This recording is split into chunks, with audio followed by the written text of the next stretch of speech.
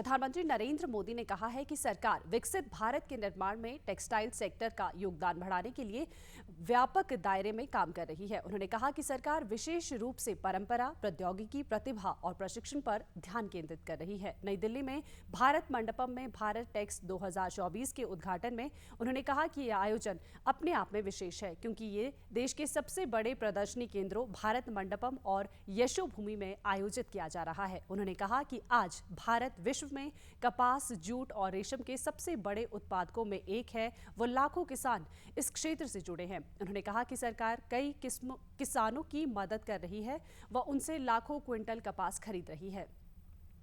प्रधानमंत्री ने कहा कि कस्तूरी कपास भारत में अपनी पहचान स्थापित करने की दिशा में एक महत्वपूर्ण कदम साबित होगा। उन्होंने कहा कि वर्ष 2014 में भारत का टेक्सटाइल बाजार 7 लाख करोड़ रुपए से भी कम था, जबकि आज ये 12 लाख करोड़ रुपए का आंकड़ा पार कर चुका है।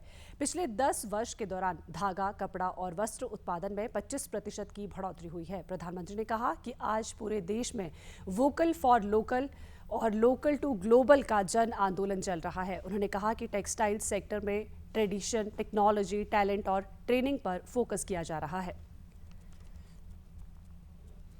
और स्किल के साथ इन सबको एक साथ लाने का सूत्र है।